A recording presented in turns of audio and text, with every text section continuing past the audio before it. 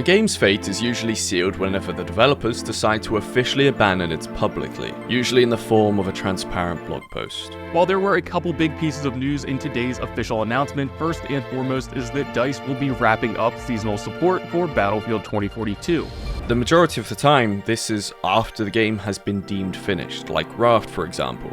On the other hand though, there are hundreds of games all over the internet that just go into a coma, leaving their communities in the dark sometimes for years on end.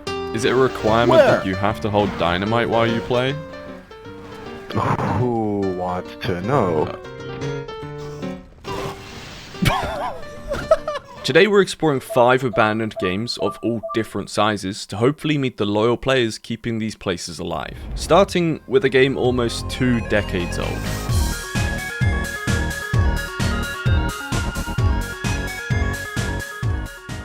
The early 2000s, a time when games like GTA and The Sims dominated the entire sandbox genre. The big boom of sandbox games wasn't set to happen until later into the decade.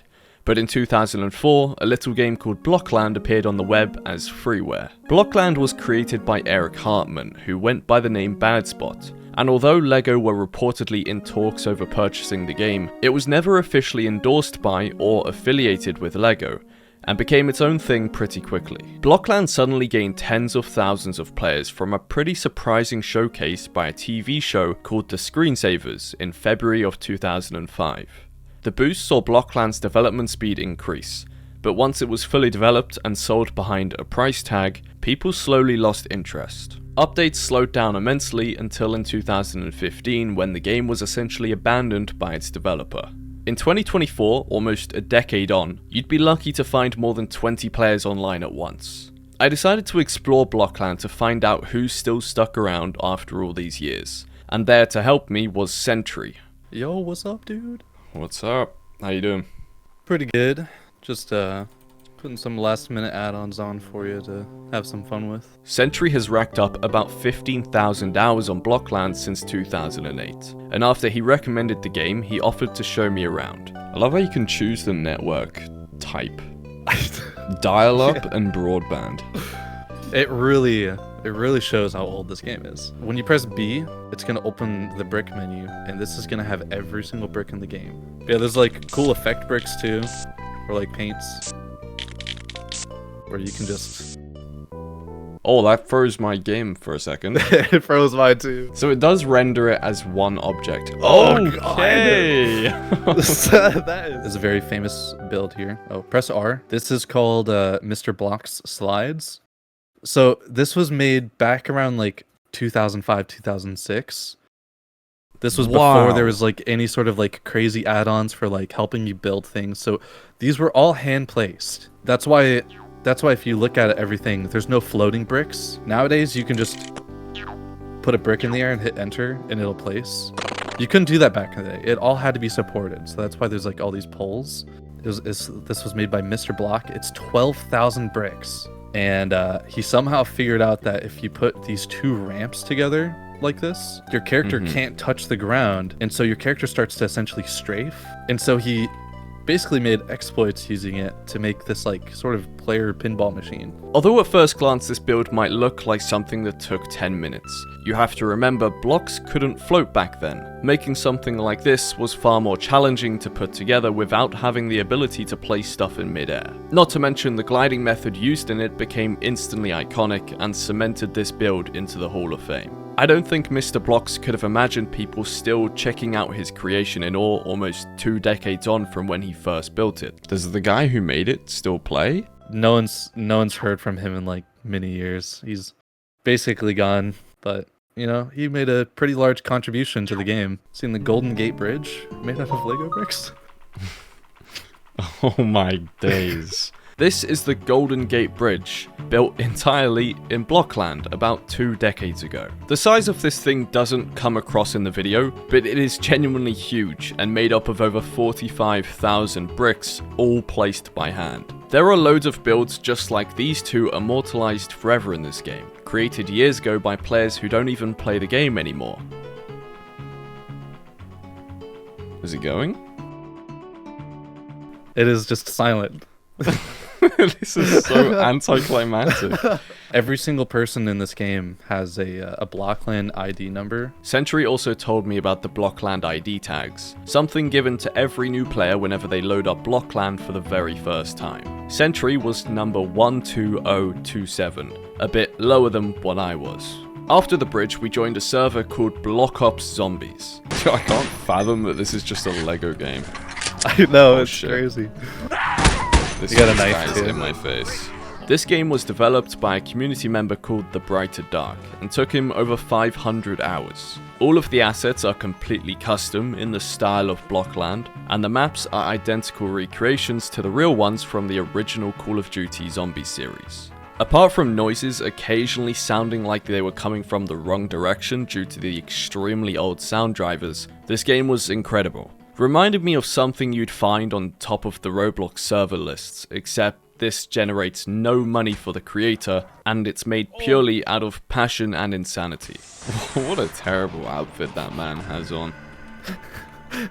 While on the topic of zombies though, Sentry introduced me to Block Eye Entertainment, a YouTube channel dedicated towards making mini Blockland movies, with their earliest being released in 2008. But in the game's prime, each new animation was a huge event. Yeah, I remember like whenever he would release a new video, like a new animation, people would just, it was the big talk for like months. In 2011, the channel sadly stopped uploading. Nowadays, the biggest events are the odd new game release, and just a few hours before Sentry and I logged on, one of the biggest games on Blockland returned. This is farming. Each year, this game mode returns with new updates and features for a few weeks, kind of like how you go back to Minecraft once a year for 2 weeks with your friends, then forget about it again and repeat the next year. The premise of farming is to harvest basic crops, expand your land, do quests, fight bosses, and then eventually build up a little empire in any order you wish. There were almost 20 people online at the time, and given how early it was in the server, people still had reasonably tiny farms. Oh, dude, come meet this guy. This guy's a living Blockland legend. Skillful life. Oh, dude, he's got like a hole. Where does the hole go? Don't touch my hole, he says. I can't get out. Get Out of my hole. You don't want to go down there. You've just stressed that man out. What's under there?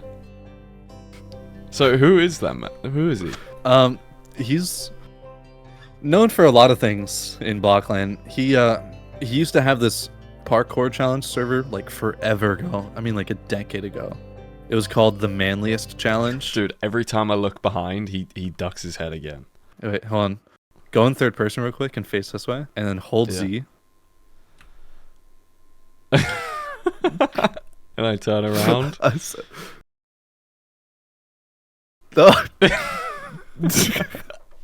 What if you get on one side and I get on the other, and we just kind of like... I'm just gonna slowly approach him? nonchalantly walk over here to the bus stop. I think he might be more aware of me than he is of you right now. Yeah. What is Okay. in his hole? You just have to go down there and find out. I don't want to. You might have to talk him out of the hole.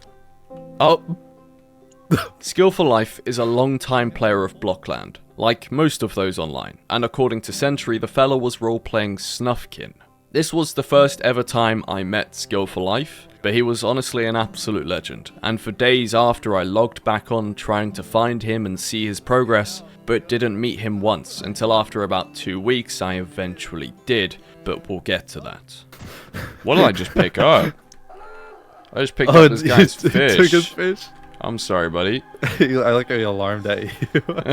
That first night, I got my own farm set up, and after Sentry gave me a bit of a helping hand, I went off on my own and just played for a while. Then a few days later, I returned.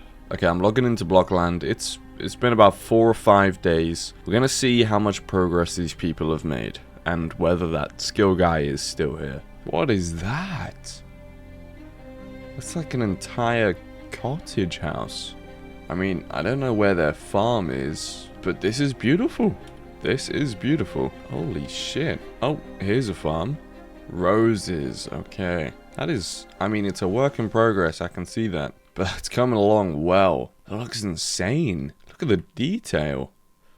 Alright, this was a lot of fun. See you later, Blockland. Until next time. Although things were already pretty progressed here, I came back every couple days, and after about 2 weeks I logged on at 7 AM, only to see almost 20 people online still. A group of us slowly formed by this mansion I had visited a few days before, and they all just started playing music. Afterwards, they offered to actually take me to a boss fight, and I cautiously accepted. The group of 4 or 5 had grown to almost the entire server now, and we set off in 4 cars towards this invisible staircase that led us to some other realm. Bro, look how many of us there are. There's genuinely the whole server. After a bit of parkour, I fought the boss alongside the entire server, and with almost 20 of us, it still took about 8 minutes to take the fella down, and surprisingly only 1 of us died. If I'm being honest, I didn't really have a clue what was going on, but afterwards we all lined up by the throne and got one huge screenshot together. This is amazing. Look at us, man. Look at this group. To think this was all custom made by some community volunteers is just absolutely mad. Huge props to everyone involved with the creation of farming, and to all the other game modes on Blockland. They are absolutely one of the main things keeping this thing alive for yet another year. Also, Skillful Life did log on while I was there, and not only did I see his beautiful house, I saw inside his hole as well. So here's Skillful Life's hole. Or house. Oh my goodness. It is absolutely nothing. Big thanks to all the legends that were so welcoming to me, and of course Sentry for touring me around and showing me what the real Blockland community is like. Yeah, what would you say the community is like nowadays?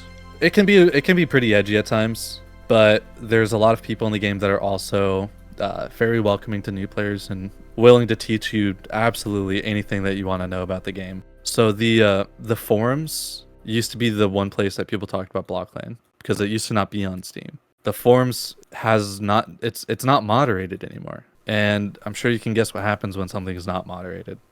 Yeah. And so the Steam page is the same way. People just kind of post their feelings that they're going through about like how upset they are with like how the game's going, because no one wants this game to die. The future for Blockland definitely looks bleak, with no updates in sight and a pretty distant developer. If I'm being honest, I don't think people really expect the developer to ever magically reappear and start pumping out updates again. I mean, the game received support for over a decade, and now it's 2 decades old. Eventually people move on and have other goals in life. I've actually asked Batspot himself about what it would take for him to make the game free. He said the game would have to actually get less than 1 sale per month for him to do that. Because that $20 or like $10, it's still money coming in. In fact, according to Sentry, the master server for Blockland is hosted off a computer in Badspot's garage. And as he says, at any time he could decide to be done with Blockland. That's how volatile this game feels at times. I think it's very important to recognize how kind and genuinely evolved this current Blockland community is. And if this game is to have a future of any kind, these people will be the reason why.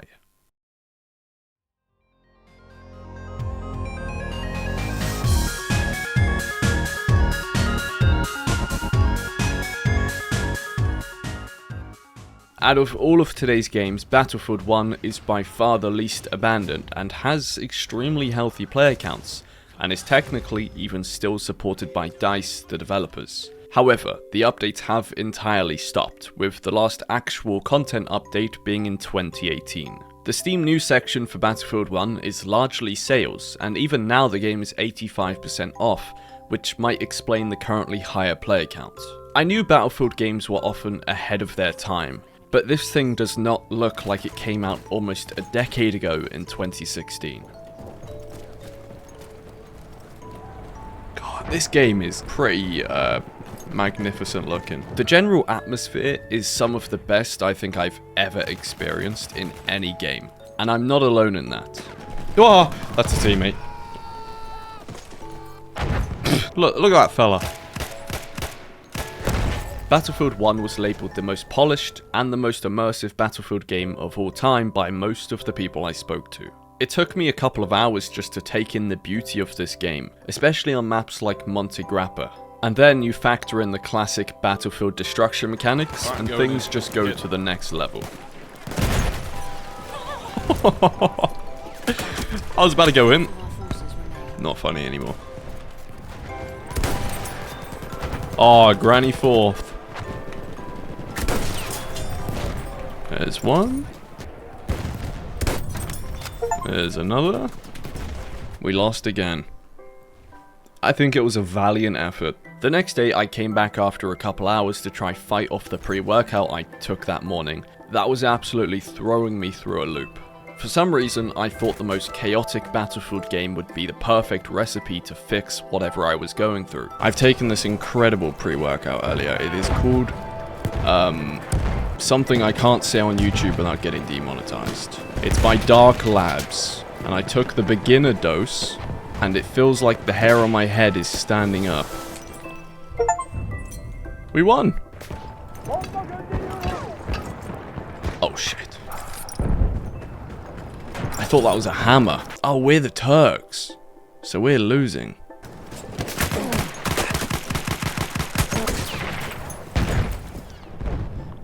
I almost had him. I spent the last minute of the game AFK, laid face down in a pillow on my bed. Even after 4 or 5 hours of playing the game, I wish I would have had the chance to see and talk to more of the Battlefield community. But for whatever reason, voice chat isn't used much. And the best I got was some people in chat telling me to be quiet. Nukes, give me a jump if you can hear me. Sorry. Regardless, when you consider that even the likes of Battlefield Bad Company 2 still have players, the future of Battlefield 1 looks bright. At least for now.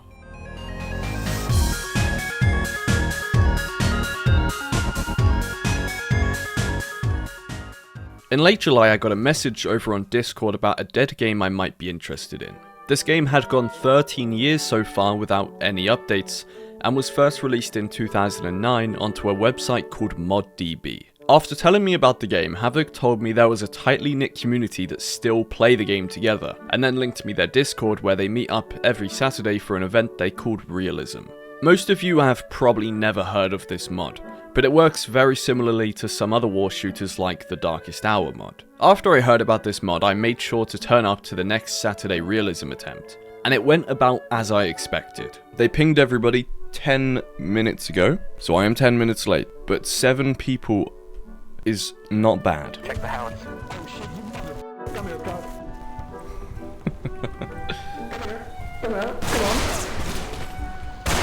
You.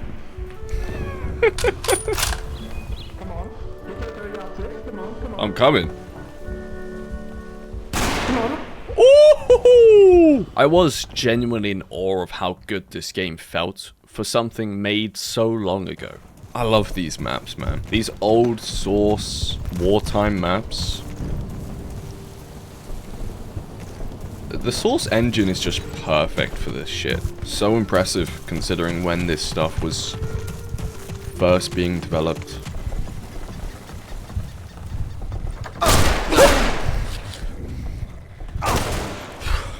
Hello. Hello there.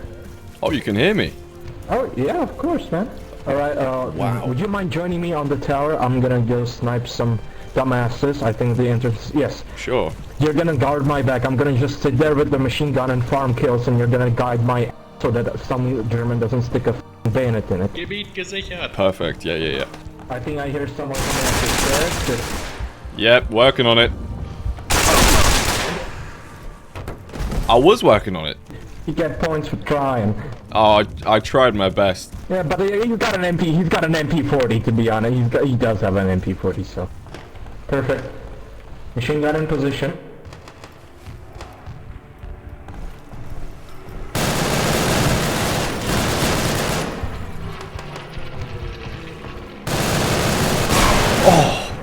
I knew there was one below me, man. 30-30. This fella was an absolute legend. Since I really didn't have a clue what was going on or what to do, it was really easy just to follow him each time I respawned and try my best to help him out, because at least then I was contributing. I don't know how to heal myself. That's a grenade.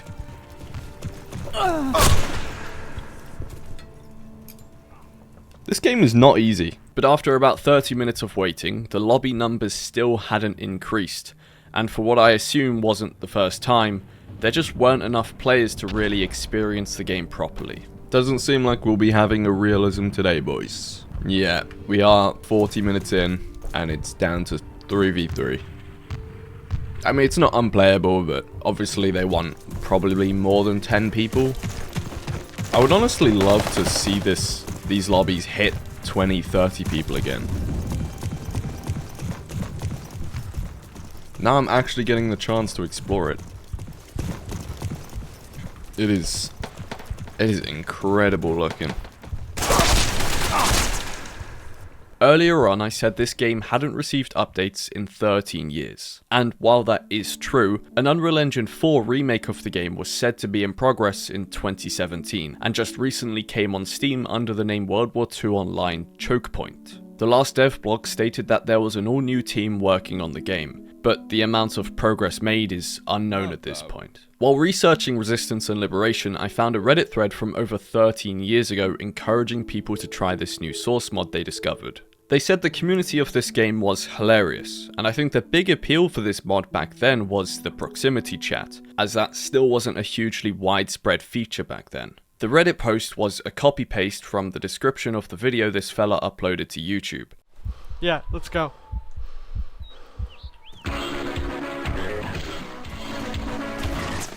But the last part kinda got me. He said it will be a sad day if Resistance and Liberation gets forgotten. 13 years on, the game still lives, and not everybody has forgotten about it.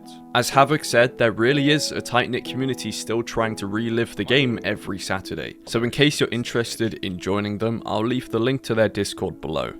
But remember to be respectful.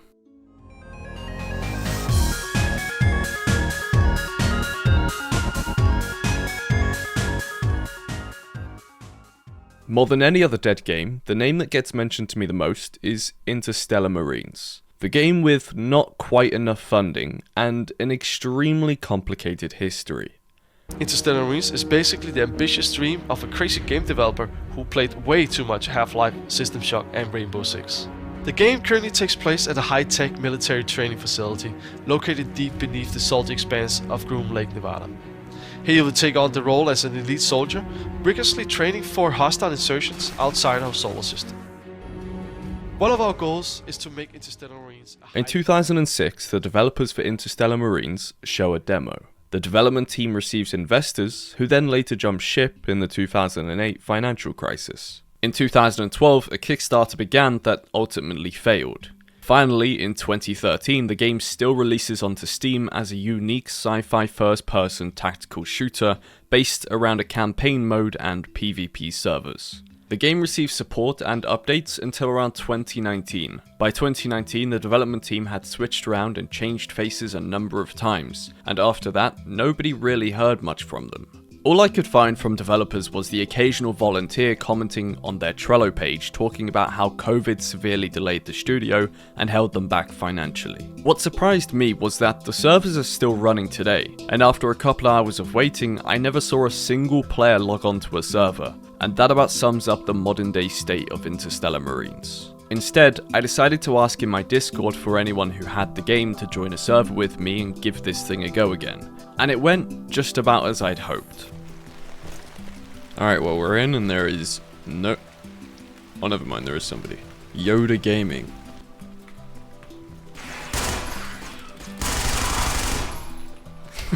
Feels so weird. If you hold space down, you don't jump. But like, you can hold it down and like almost charge it. But if you click it instantly, you jump quite far. That's an interesting mechanic. Eventually, after about 15 awkward minutes, others did join. And by others, I mean 7 people.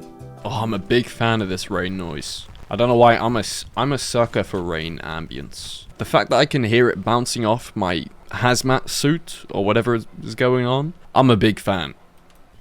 No, he killed himself. Oh!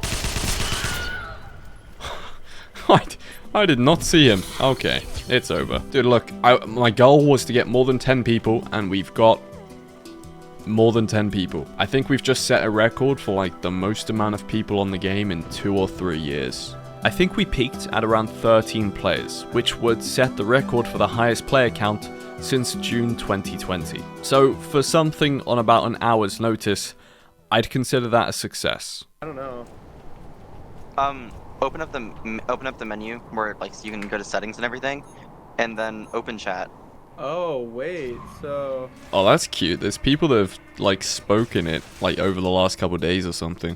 This was a global chat for everyone who was online, and I'm assuming it used to be used a lot more than it is nowadays. In fact, half of the messages were weeks, maybe months old, and consisted of people talking about how much they miss the game, and how they can't find any lobbies. Interstellar Marines is definitely all but dead. A lobby with anyone else is practically impossible unless you organize it hours or ideally days beforehand. And even then, when I asked for people in the Interstellar Discord, no one replied to me. The campaign for Interstellar Marines was a huge part when it initially came out, and it's the only part that's still really playable. It features some strange things, like this lad on the toilet looking extremely exposed, and a land shark having a nap on the floor. The original trailer released in May of 2009 featured these land sharks about halfway through as an actual enemy inside the game, but till today these still haven't been added, and as far as I know the idea was scrapped, which was not a popular decision. Overall, it felt like a really impressive shooter.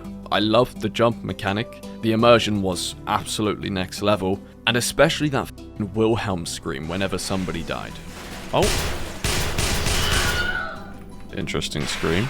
I feel like Interstellar Marines will never live out what it was really supposed to be, but as long as 0 point software are still a thing, it's always a possibility. If you're interested in hearing more about the history and the reasons that led to the downfall of this game, check out Wicked Wizard's incredible video on it. I'll leave a link in the description.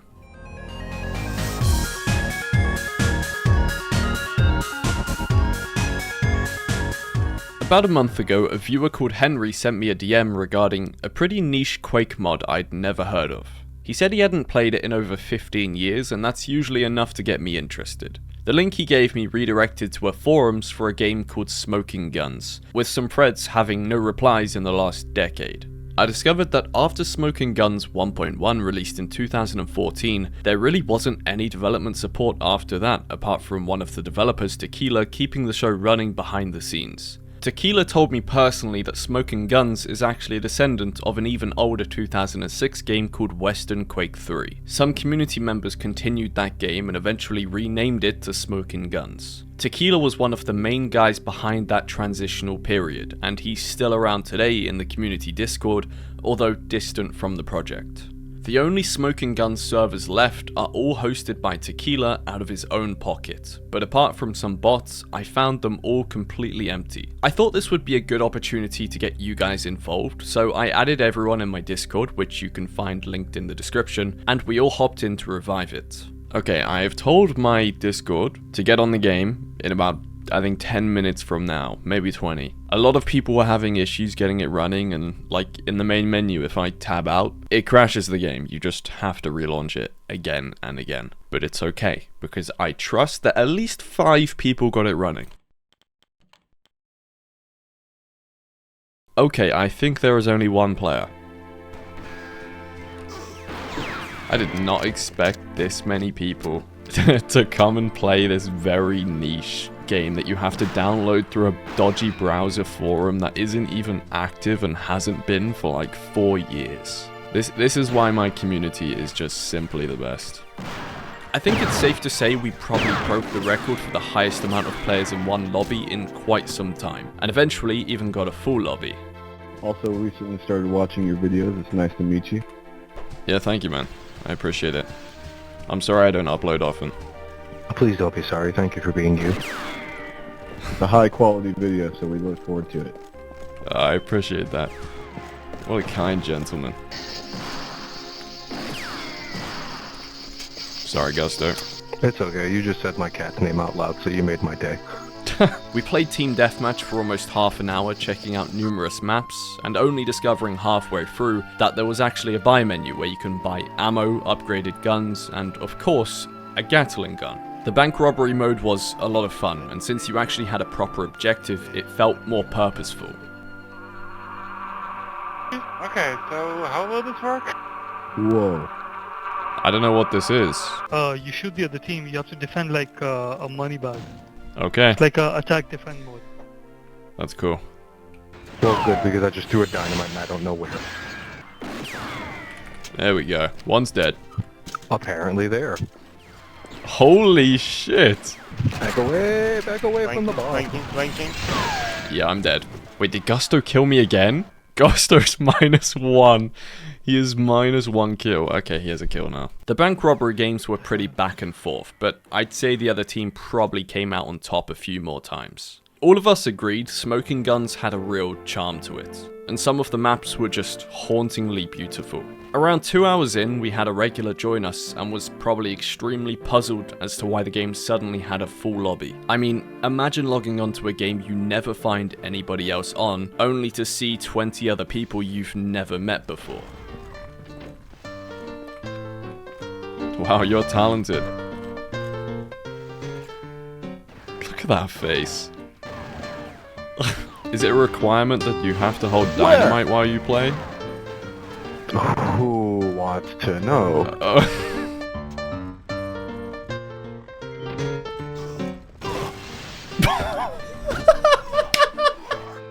I did genuinely want to throw it out, but